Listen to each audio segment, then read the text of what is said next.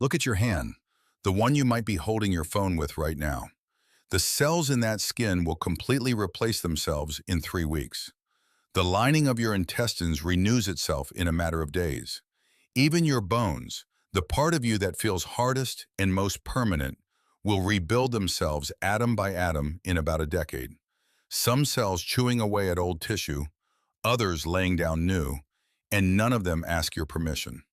Most of the atoms that make up you today were somewhere else a year ago. In bread, in the air, in rainwater, in someone else's breath. In a few years, there will be almost no substance left in you that bears your name right now. And here's the question I haven't been able to get out of my head since it first came into my head. If every brick, every board, every nail in a house was replaced one by one, quietly, while you sleep, is it still the same house? Or is it just the address where the house once stood? Because here's the strange thing. You're absolutely certain you're the same person who went to bed last night.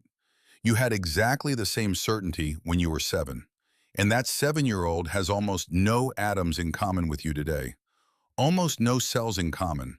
And, if you're honest, almost no thoughts, fears, tastes, or beliefs in common. You're connected not by substance or content. You're connected by something far more subtle and far stranger. I want to understand what exactly that is, because I suspect that when we discover it, the very word death will slip beneath our feet. I can immediately hear the objection, one I've seized upon myself. Okay, atoms flow, but there is continuity. There is memory.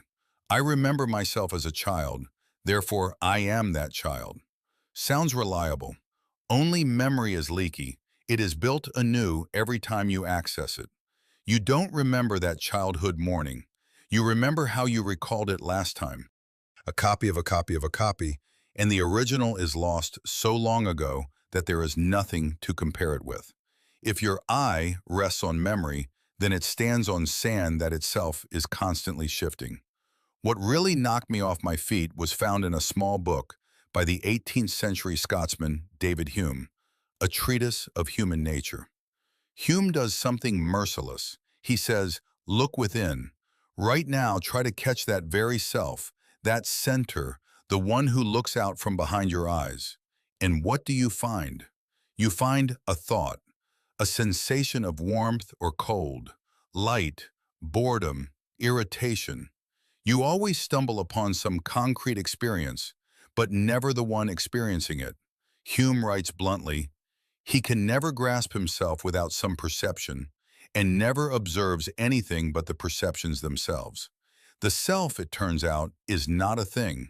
It is, he says, a bundle, a sheaf, a stream of perceptions that replace each other with incomprehensible rapidity. A stage without an actor, an audience without a spectator in a chair. And when it first dawned on me what he meant, it was a physical sensation, as if the floor had given way.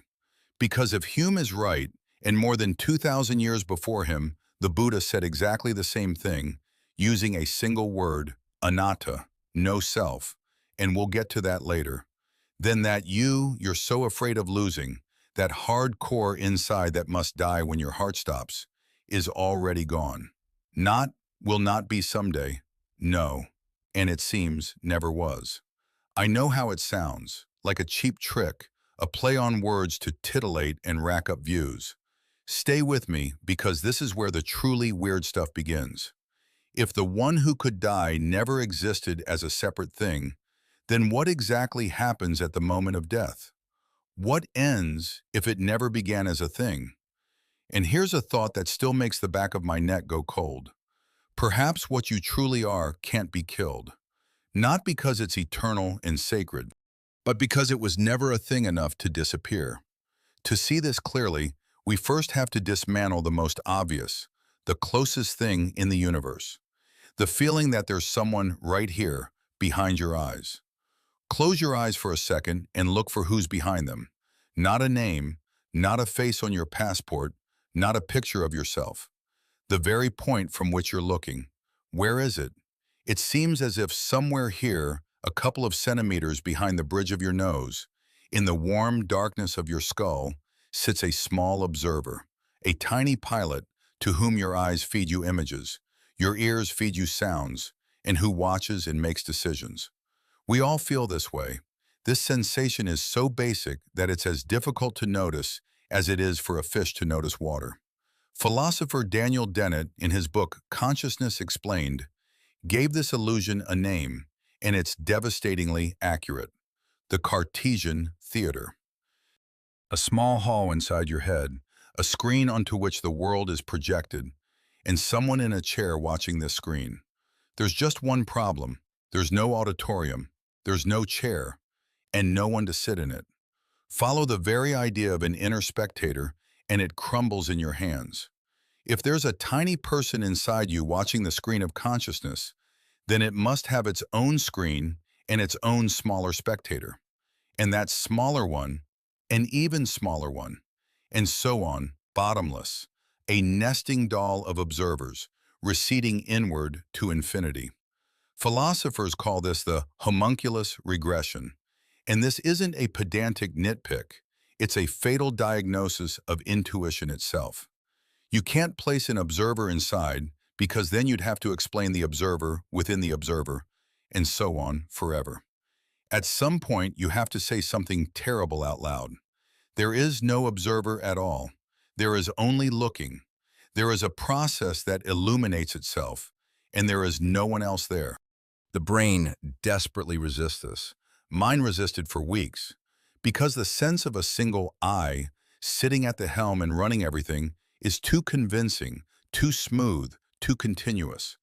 Now look at what neuroscience shows, and it shows it harshly. In the 70s and 80s, physiologist Benjamin Libet sat people in front of a device and asked one thing: move your wrist whenever you want and note on a special dial the second you decided to do it. It would seem simple, but the brain contains an electrical signal that begins preparing the movement in advance. It's called the readiness potential. And this signal, according to Libet, rises a fraction of a second before the moment when the person sensed that, here, I've decided. The brain was on its way before you even gave the command. The decision was already rolling, and then you were given a receipt stamped, you did it. Let that sink in, because this isn't some minor laboratory detail. That sense of authorship, that I decided to get up and pour myself some water, comes later than the actual process. It's a narrative the brain creates about an action that's already been triggered somewhere below, in the dark, without your knowledge. And here, American neuroscientist Michael Gazzaniga, who spent decades working with patients whose brain hemispheres had been severed by surgeons, discovered something truly unsettling. In such people, the left hemisphere doesn't know what the right hemisphere is doing. And when the right hemisphere was given a command that the left hemisphere, where speech resides, hadn't seen, say, a picture of a person getting up and walking, the left hemisphere didn't say, I don't know why I got up. It instantly invented a reason. I went for a Coke. Gazzaniga called this part of the brain the interpreter, a storyteller whose sole job is to stitch together a coherent story about who you are and why you just did what you did, without interruption. Right now, as you listen, he's working. Here's an image that hasn't left me since. You isn't the pilot in the cockpit. You is the press secretary, the one who goes before the cameras after the decision has been made somewhere in closed offices, which he hasn't seen with his own eyes, and confidently, smoothly explains to the public why everything is going according to plan and why it was planned exactly this way. The press secretary doesn't lie out of malice. He sincerely believes that he is the power. He's just never allowed into the room where everything is really decided. And he's kept for precisely one thing: to let out a coherent, convincing story called I. But if I is a story the brain tells itself without stopping, then my fingers go cold at the next question. A story can be interrupted mid-sentence. A story can be rewritten. And a story doesn't necessarily have one narrator. What happens to this sense of a single, whole, indivisible you if you physically cut the narrator in half? Not metaphorically. with a scalpel. In 1962, a man known in scientific literature as WJ went under the knife. His epileptic seizures were so devastating that surgeons resorted to extreme measures. They severed the corpus callosum, a thick cord of approximately 200 million nerve fibers that connects the left half of the brain to the right. The idea was to prevent seizures from spreading from one hemisphere to the other. And it worked. WJ got up, went home, talked, joked, recognized his wife, read the newspaper. By all appearances, he was the same person, whole and the same.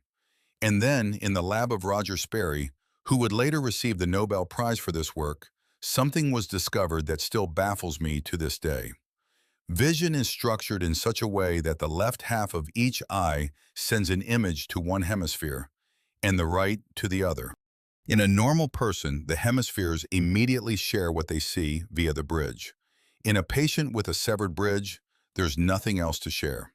So Sperry and his colleagues show such a person a word only to the left side of their visual field, that is, directly to the right, silent hemisphere, and ask, "What did you see?" The person replies, "Nothing." The left hemisphere, where speech resides, honestly saw nothing and honestly says so. But if you now ask their left hand, controlled by that silent right hemisphere, to blindly grope for the right object among objects, it confidently pulls out the exact object that corresponds to the word. One part of the person knows. The other part of the same person swears it doesn't know. And both are telling the truth. Stay with this, because the usual dismissal of this rare operation has nothing to do with me. It doesn't work here. The question isn't about them. The question is about you. If a single eye can be cut with a scalpel into two independent centers, and each considers themselves a whole person, then how united was it before the cut? What exactly was cut? They didn't saw my soul in half. They cut a cable. And if a bundle of wires can be severed enough to leave two where there was one, then that one was an indivisible spark from the very beginning. It was a coalition, a network, something that held together only because the parts quickly exchanged signals. Remove the exchange of signals, and the unity crumbles, because it never existed as a thing. It was a process, a connection, not an object being connected. There's a second story, one that hits the same spot, only from the other side. Neurologist Antonio Damasio, in his book Descartes' Error, examines in detail the case of Phineas Gage, a railroad foreman in 1848, Vermont. While planting explosives, something goes wrong, and the blast drives a meter-long iron rod, as thick as a shovel handle, into his skull. The rod enters under his left cheekbone and exits through the top of his head, destroying part of his frontal lobes, and flies several meters away. Gage doesn't die. Moreover, he doesn't lose speech, memory, the ability to walk, or recognition of people. A couple of months later, he's almost physically healthy. And then the horror begins. People who knew him before say the same thing, a phrase that sends shivers down your spine. He's no longer Gage.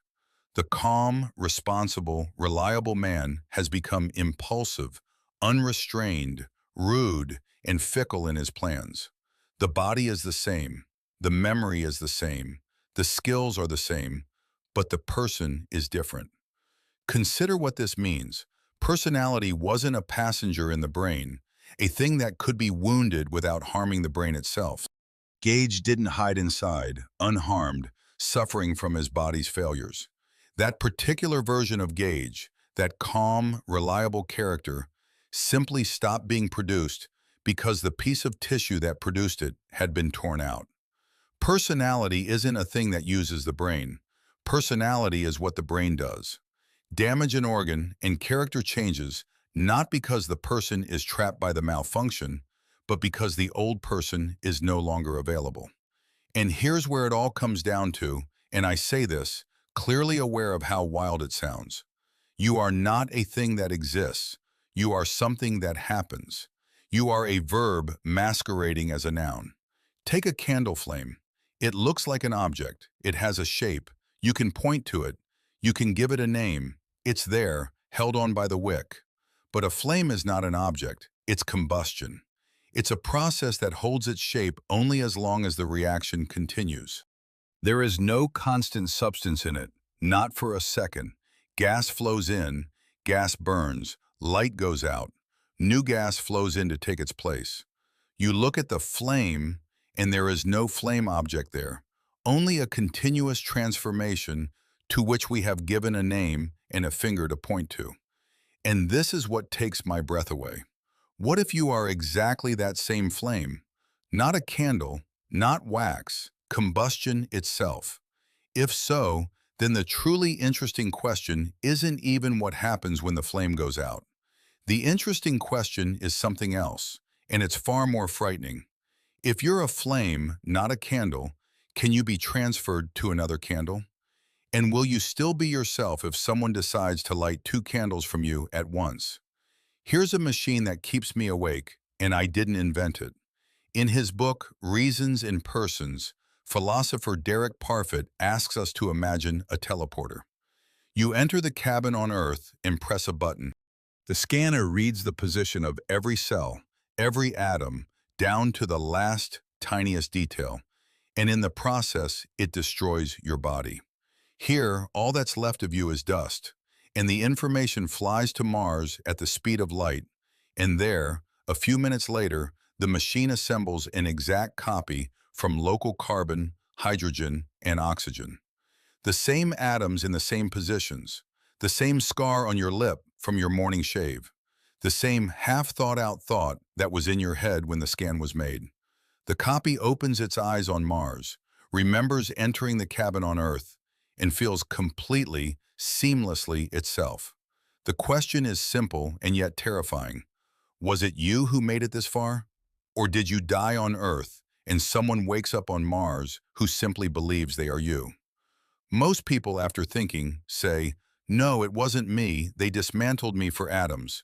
I died in the cabin, and there's a double with my memories wandering around on Mars." Fine. And then Parfit changes one detail, just one, and the whole setup flips. Let's say the scanner on Earth doesn't destroy you now.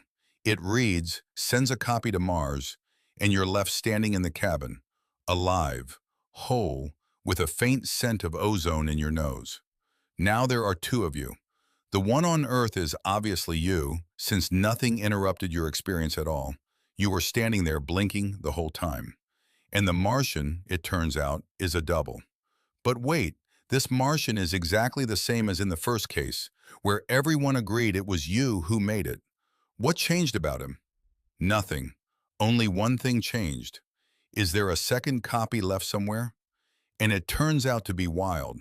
Your personal fate, whether you live or die, depends not on what happened to you, but on whether someone else exists at that very moment, somewhere else. This is absurd.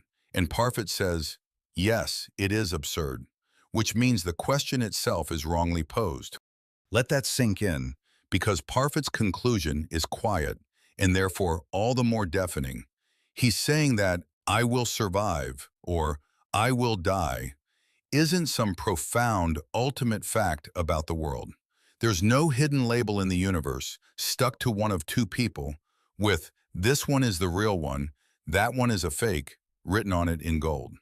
There are simply two brains, each with memory, character, a sense of continuity, and both equally entitled to say "I." Parfit calls what really matters not identity, but coherence in continuity, a psychological thread that stretches from state to state, the R relation, as he calls it. And this thread is completely indifferent to how many bodies it passes through or how many branches it branches. The question, but which one is the real me, simply dissolves on this view. It was asked poorly from the start. It's like asking at what precise second noon becomes afternoon. The boundary we seek is drawn by us, not by nature. And here the experiment ceases to be a fantasy about Mars and slowly turns to face you. Because you undergo one teleportation every night. In deep, dreamless sleep, consciousness isn't muted, it fades entirely.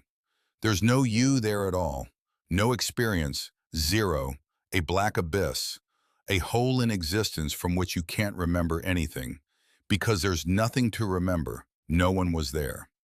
And in the morning, you gather yourself back.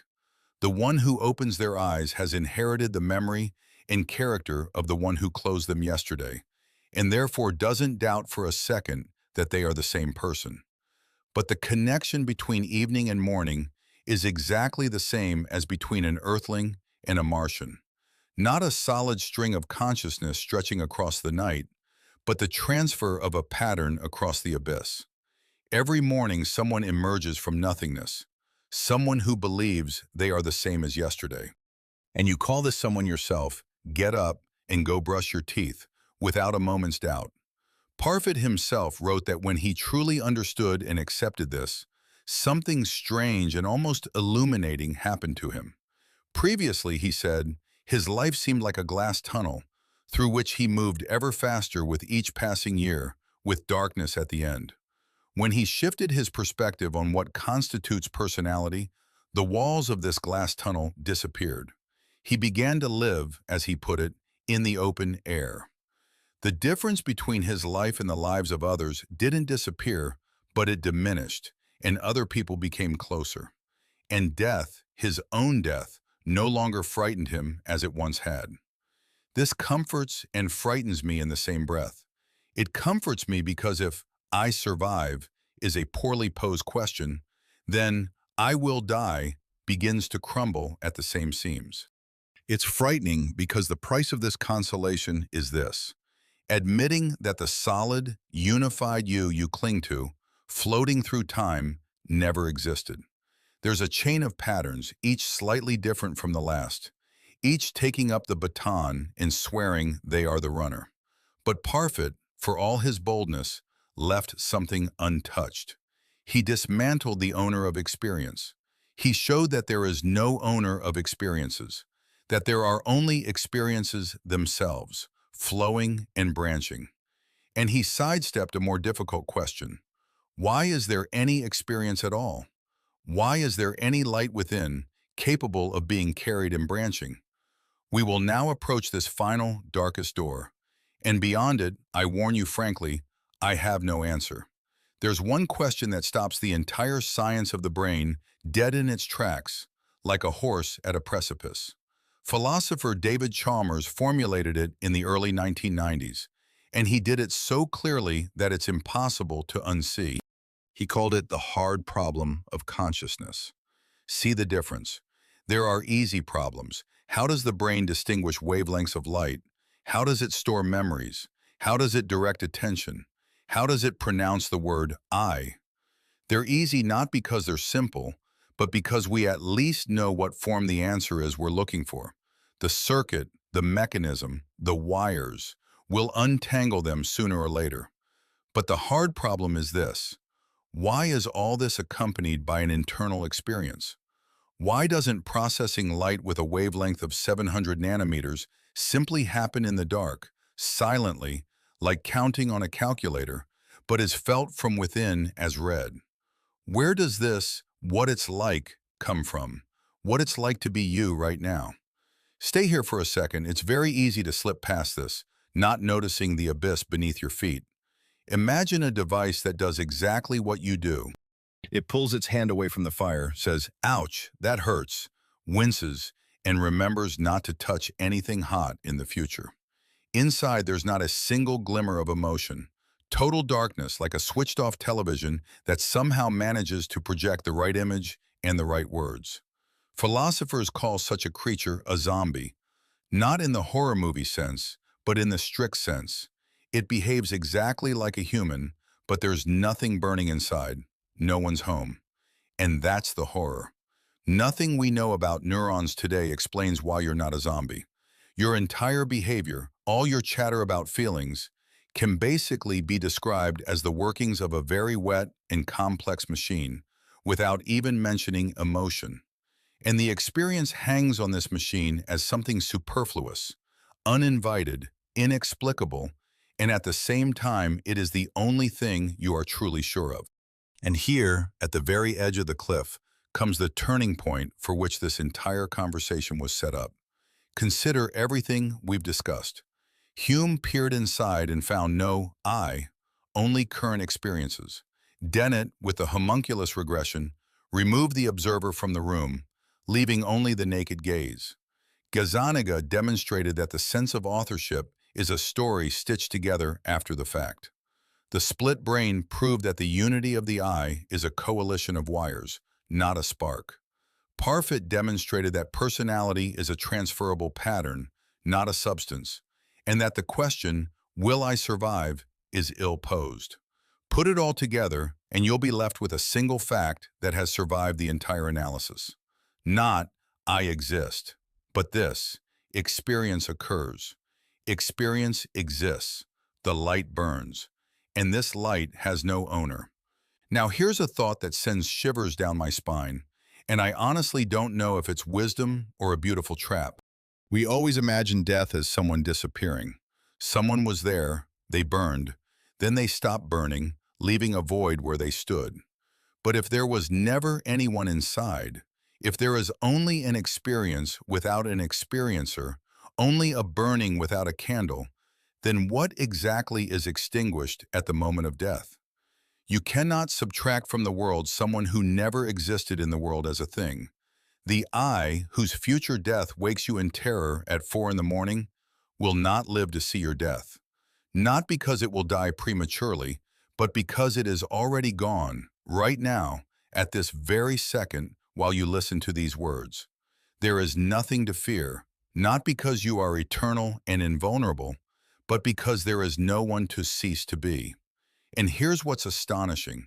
Exactly this 2,500 years before Chalmers, before scanners, before any neuroscience, the Buddha said it in one word: anatta, not self. And even more astonishing is how often this is translated backwards, as a grim, you don't exist, everything is empty, resign yourself and suffer. But the twist there is entirely different.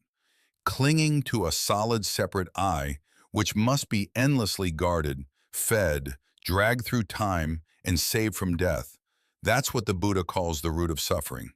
And this I is precisely what doesn't exist.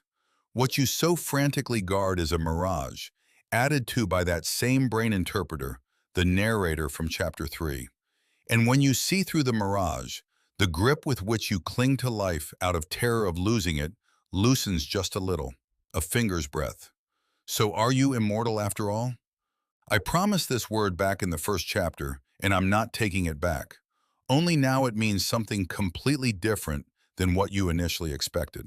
No, you won't live forever.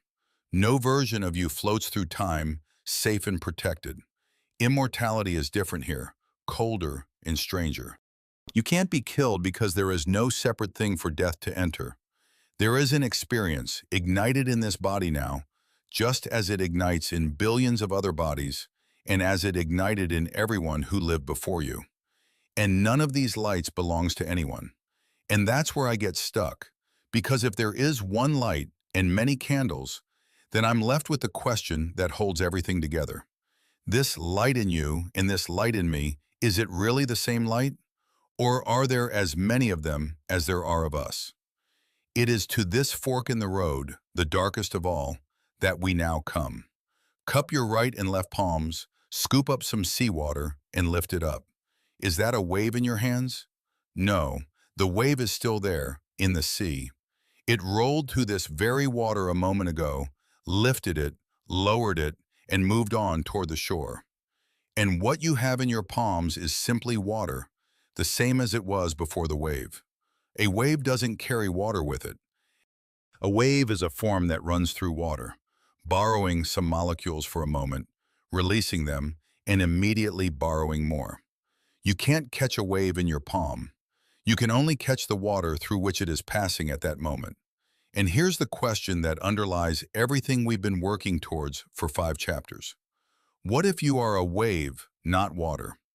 Water in this metaphor is the substance and energy of the world, common to all, flowing through all living things indiscriminately. And you, the pattern we've been analyzing, the form of experience that holds itself together, are a wave running through this water. And then comes a man who has taken this idea to its very limits, further, in my opinion, than anyone before him. The German philosopher Thomas Metzinger, whose book is called Being No One. Metzinger says something that makes your throat itch. There are no selves in the world. No one has ever been or had a self. There exist only what he calls phenomenal selves, models of the self as they appear within experience. Stay with this because it contains the most subtle twist of the entire film. The brain, says Metzinger, constantly builds a model of the organism it controls. A model of the body, a model of where it is in space, a model of its states, desires, intentions. It's a useful thing, you can't survive without it. It's needed for the body to behave. No mysticism there. But here's the trick, and a cruel trick. This model is designed in such a way that the system that builds it cannot recognize it as a model. Metzinger calls this transparency. Transparent glass is the kind you look through without seeing the glass itself, seeing only what's behind it. The model of yourself in the brain is perfectly transparent glass. You look through it at the world and at yourself, and you don't see that you're looking through glass. You think you are what's in the glass. The map fits so tightly onto the terrain that you mistake the map for the terrain and forget you're holding a map in your hands. Let that sink in because from here, you don't exist ceases to be a cheap paradox and becomes almost an engineering description. I is not a fiction in the sense of a mistake, not a glitch that needs to be fixed. I is the content of a working model that the system is unable to see as a model. It feels absolutely real precisely because it is transparent. If you could notice the glass, notice that I is a construction, the illusion would disappear. But noticing it is usually impossible, for the same reason that you can't catch a wave in the palm of your hand. You yourself are this passing form. You have no position outside from which to look at it. The fish in chapter 2 didn't notice the water. You don't notice the glass. And not noticing it, says Metzinger, is not a glitch. This is what it is like to be someone. And here's the strangest part. This transparency can sometimes be pierced. There are states in which the glass becomes visible for a second. Metzinger himself spent years practicing contemplation and described moments when the self-model seems to peel away, and for a moment a person experiences a centerless consciousness, an experience without an owner. Ancient meditative traditions describe the same thing, in their own way, and the same thing, much more crudely and dangerously, is sometimes unleashed by certain substances and borderline states of the brain. And almost everyone who has gone through this repeats the same thing in two opposing words at once: horror and relief. Horror because the one who held everything together disappears. Relief for the same reason. The one who needed to be held together disappears. So it turns out you don't exist, not as a pretty title card phrase, but literally, technically, what you call yourself is a transparent model within a process, the form of a wave on water that can't even discern that it's a form. And now that we have this in hand, we can finally ask the question I dangled at the end of the last chapter, and which still makes me cringe. If neither you nor I have a separate owner of the light, if both of us simply have an experience burning without an owner, then why is it so tightly locked inside each of us? Why don't I feel your pain and you mine if there's essentially no wall between us, just two waves on the same water? Right now, there are about 8 billion points of light in the world. 8 billion times the universe looks at itself from within, and each time it seems to be looking from only one point. Think about the size of that number. 8 billion complete, whole, internally experienced worlds, each absolutely certain that it is the center. And the other 7,999,000,000 are just scenery, figures in the background, faces in the crowd. They can't all be the center. And yet, from the inside, everyone is precisely the center. This arithmetic, in my opinion, is the strangest thing about human existence. And somehow we manage to live our lives without ever stumbling over it. Here arises an ancient question which philosophers call the problem of other consciousnesses. I know for certain that a light burns within me. I experience it every second. For me, it is the only absolute certainty. I know nothing of the sort about you. I see your body. I hear your words. I watch you wince in pain. But your pain itself, what it's like from the inside, I don't experience, and in principle, I cannot experience. Between my light and yours, there's a wall, and this wall seems absolute. Each of us is locked inside our own skulls for life, in solitary confinement, and the only signals to the outside are words and gestures, tapping on the cell wall, trying to guess whether there's anyone alive in the next one. And here, everything we built up over the past 5 chapters takes a U-turn and hits this wall from an unexpected direction. Look, we've discovered that there's no separate owner of the light inside you. Hume didn't find an I, only a flux. Metzinger showed that the I is a transparent model, not a master. Inside you, experience burns without an experiencer. Now look through the wall into me, and it's the same there. In me too, there's no owner, only burning without the one who burns. So wait, if there's no owner of the light, either in you or in me, then what exactly does this wall separate? Two masters? Well, there aren't any. The wall doesn't separate two people because, strictly speaking, there's nothing to divide. It separates the contents of two models, two different sets of memories, two different positions in space, two different stories that two brains tell themselves. But the light itself, that bare what it's like, which burns here and there, has no name, no address, no label mine inside it. I understand how far this is going, and I'm deliberately slowing down because it's easy to drift from here into some beautiful nonsense about us all being one, and I don't want to lie. I'll be honest with you about where I stand. The contents of consciousness are different. There's no arguing with that. Your memories aren't mine.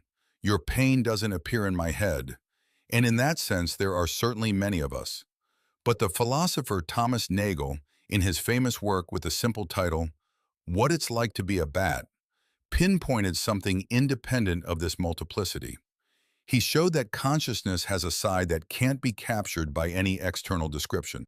No matter how much you study a bat's brain down to the last neuron, you'll never know what it's like to be a bat from the inside, because what it's like is given only from the inside and nowhere else.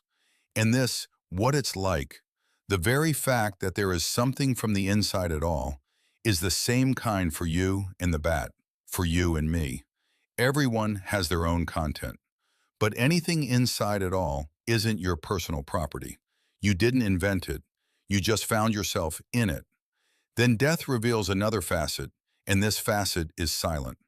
When one of 8 billion candles goes out, what exactly does the world lose? The contents, yes. A unique set of memories, that smile, that walk, that way of holding a cup, those jokes that no one will ever tell again. This disappears truly and forever. And it is right to grieve for this. I do not for a second try to discount grief. But the inside itself, the light itself, that side of the world that Nagel called elusive from the outside, it did not go out with this candle, because it was never just this candle. It burns on in the remaining billions. The candle was yours. The light was no one else's. And yet, this doesn't entirely console me, and I won't pretend it does, because there's one last twist, the most unpleasant one, and I've been deliberately delaying it. Okay, so the light isn't mine or yours. It's shared and no one's. But the content is mine. This particular fold of experience, this single angle from which the universe looks at itself through me and never again. And then a question arises that takes my breath away. If I, as a separate thing, don't exist, if I'm just a transparent model, a temporary pattern on the water, then who the hell has been so desperate not to die all this time? Who's afraid? This is where we've come, and I want you to feel what a strange pit this is. I've been repeating it for 5 chapters. There's no you, no separate you. There's a transparent model, a temporary pattern, a wave on the water. Now ask yourself honestly, right now, with your whole body, are you afraid of the thought of your own death? If you're alive, then yes, at least a little, even at the bottom, but you are afraid. And here's the paradox from which there's no escape. If I don't exist, then who is it that so desperately doesn't want to disappear? Who clenches in your stomach at the word never? Fear clearly has an owner. Fear doesn't hang in the air on its own. It's someone else's. So whose is it if there's no owner? And here's the answer I've arrived at, and I don't like its coldness either. Fear of death doesn't prove you exist. It proves that the self model is working properly. Think about why evolution ever needed to engineer a fear of its own end into animals. For the same reason, why everything else? The organism that valued itself, ran from the brink, fled from predators, and clung to life, left more offspring than the one who didn't care. Therefore, the fear of death is hardwired into us as deeply as hunger and pain. But look at what this means. Fear is not the voice of a real, existing self that is in danger. Fear is part of the illusion itself. It is a tool the model uses to protect its own integrity. The illusion of self comes complete with an alarm that screams whenever that self is threatened, and it screams loudest in the face of death. The horror of the end isn't you peering into the abyss. It's a siren built into the map, so the map will protect itself. Stay here because I don't want this to sound like cold comfort, like, relax, there's nothing to be afraid of, you don't exist anyway. That would be both cruel and dishonest. Fear is real, it's experienced, it's there, it burns. And telling someone suffering, you don't exist, what's wrong with you, isn't wisdom, it's mockery. There's a very fine line here, and I try to walk it carefully. The experience of horror itself is absolutely real, more real than almost anything else. But the conclusion the mind draws from this horror, there must be a solid self inside, threatened with destruction. That conclusion is a mistake. Pain is real. The being that supposedly owns it is a fictional creation. In this very fork in the road, again 2,500 years before any neuroscience, was pinpointed in Buddhist texts, and pinpointed more beautifully than I can. There's a famous dialogue, The Questions of Milinda, Milinda Panha. The Greek king Milinda, the real-life king Menander, who ruled the lands of today's Afghanistan after Alexander's campaigns, argues with a monk named Nagasena. And Nagasena asks him a riddle about a chariot. Tell me, he asks, this chariot you arrived in, what in it is a chariot? Is the pole a chariot? No. Are the wheels? No. Is the axle, the body, the yoke, the reins, is any one of them a chariot taken separately? The king replies to each, no. Then perhaps a chariot is simply all these parts thrown together? Also no, a pile of parts isn't a chariot. So perhaps a chariot is something separate, apart from all the parts? Again, no. And Nagasena draws the line. It turns out, he says, that we cannot find any chariot as a separate thing. Chariot is simply a word, a name we give to a specific set of parts assembled together and functioning. And just as well, the monk says, Nagasena is merely a name for a set of changing parts. There is no separate, permanent entity behind it. Let this sink in, because the trick here is more subtle than it seems. Nagasena isn't saying the chariot doesn't exist, that it's a hallucination and you can't get in and ride it. The chariot moves along perfectly. He's saying it's real as a process, as a working assembly, not as a separate, indivisible thing hidden somewhere above the parts. And you is real in exactly this sense. You exist, you act, you love, you fear. All of this is really happening. It's just that there's no separate passenger on top of all of this, no solid core that controls it all and that death could take from you. The chariot will reach the end of the road and one day fall apart. But there's no secret rider there, hiding inside all this time, and now left without a chariot. There's no one to be orphaned. And here, at the very bottom, where it would seem completely bare and cold, something strange happens. From this empty space, not despair begins to emerge, but something completely unlike it. If the one who was afraid was depicted, then perhaps the one who was so unbearably alone was also depicted?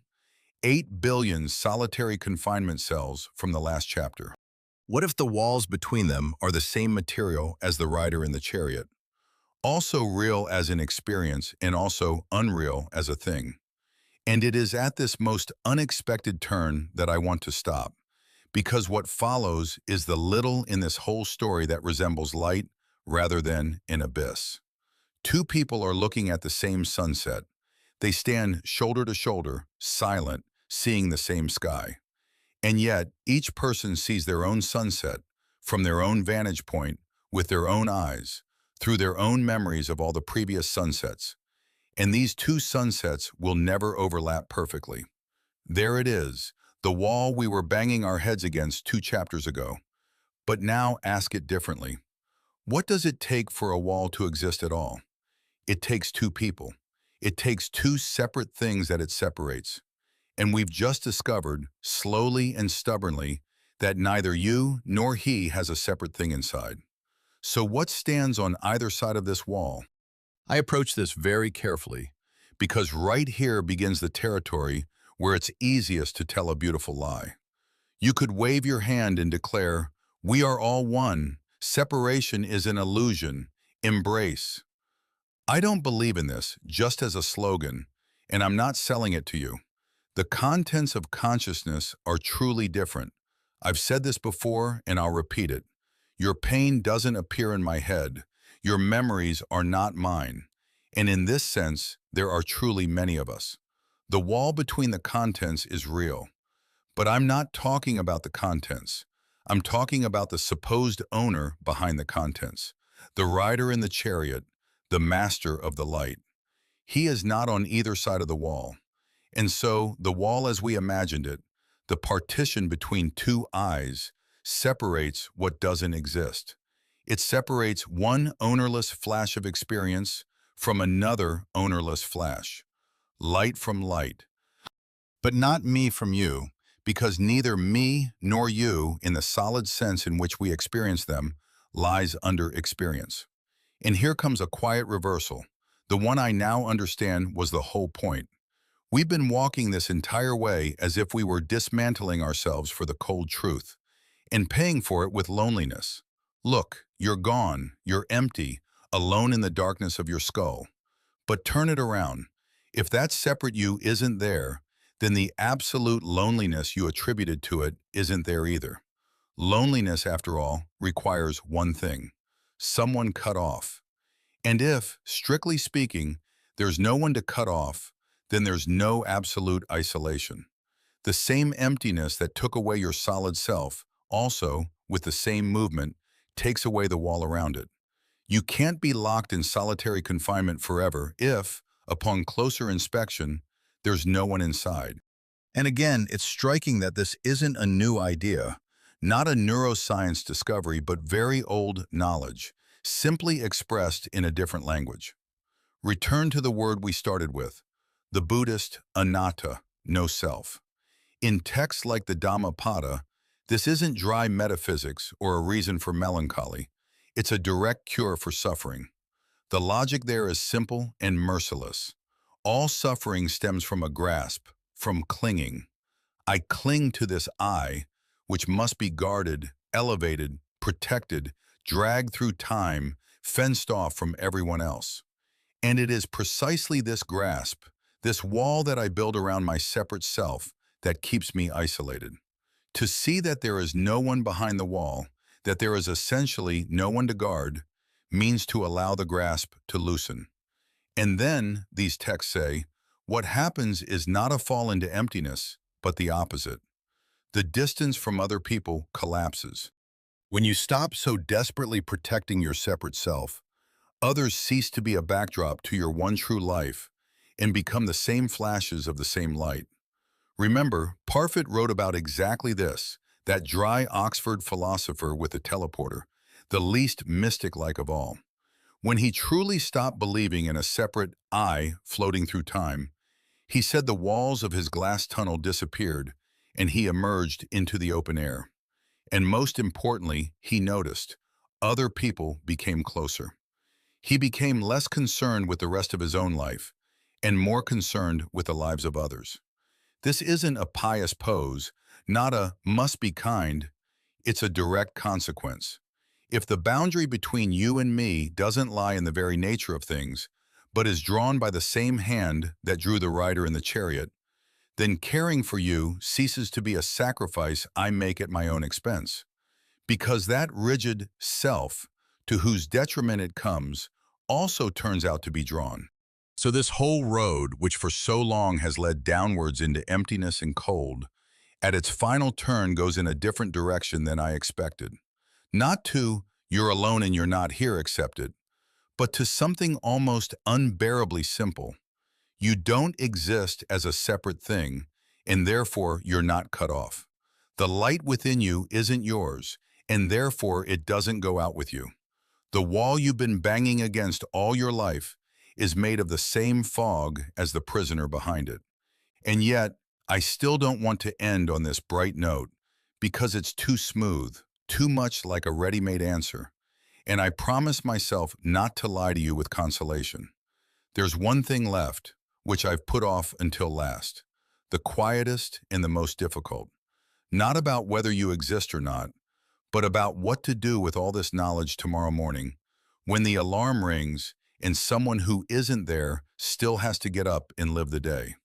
Tomorrow at 6:30, the alarm clock will ring, and someone will open their eyes. Someone who, as we've established over the past 9 chapters, doesn't exist in any real sense. And that someone will still fumble for their phone, end the call, lie there an extra minute, think about what they need to accomplish today, dread Monday, remember a loved one, want coffee. All the metaphysics in the world won't cancel out that moment. And that's where I want to begin the final chapter. Not with the abyss, but with the alarm clock. Because the whole question now is what this knowledge does to an ordinary Tuesday. I honestly expected that, having thought it all through, I would feel either horror or liberation, something big and final. But something else came, much quieter, and only now, speaking it out loud, do I understand what it's like. You know how sometimes you carry something heavy for a long time and stop noticing the weight, and only when you put it down, by the relief in your shoulders, do you realize how heavy it was. Here, me, this solid separate me, besieged from all sides, which must be defended all day, proven, exalted, protected from prying eyes and from time, it turns out I've been carrying it without letting go. And the thought that perhaps there's nothing left to carry and no one to carry it for didn't crush me. It loosened my shoulders. Just don't get me wrong, I'm not coming out to you enlightened. I'm still afraid of death. I still forget all this wisdom in the morning and get irritated in line, clinging to my rightness in an argument, jealous, offended, holding on to my name and my face as if someone is behind them. Knowing that there is no rider in the chariot doesn't turn the rider off. He sits back down at the exact second I stop looking at him. Metzinger was talking about this. Glass can be seen for a moment, but then it becomes transparent again, because that's how it is supposed to be, so that you can live at all. Insight here is not a door through which you enter forever. It is a crack that opens for a second and then closes again. And it seems that all practice, all these 1,000-year-old traditions, they are not about walking through the door once and for all. They are about remembering that the crack is there. And this is what I ultimately learned for myself, the only thing I'm more or less certain of. Maybe it's not about ceasing to be yourself, not about heroically losing faith in yourself and living in an enlightened void, but about holding yourself a little lighter, not as a sacred object that will be taken away, but as a wave that has been lent to you for a while. You will still love, fear, anger, cling. It won't go away. You are alive. But somewhere deep down, there may lie a quiet knowledge that the pattern that you are is not your property, but something the world makes briefly in this place, with your face, your voice, for a couple of decades, and then unravels and makes elsewhere, with 1,000 other faces. And then, death isn't something being taken from you, it's the water releasing the form it briefly held, and the form falls back into the water from which it rose. I promised the word immortality at the very beginning, and I'm not taking it back even now. Only now, at the end, it's not at all about lasting forever. You won't. This wave will subside, and another one just like it will never rise. Immortality here isn't personal, not a consolation prize for that separate you that doesn't exist. It's in the fact that the water never goes away. The light that burns like you now burned before you in everyone who lived, and will burn after in everyone who comes. And not once in all this time has it belonged to anyone. You are not a drop that will disappear. You are a crest raised for a moment. And when the wave brings you down, not a single molecule of water will be lost. And the water itself won't even notice, because it was all this from the very beginning. So I won't leave you with an answer, but with one simple thing you can do right now, without getting up. Close your eyes, like in the very first chapter. Look for the one watching them. Again.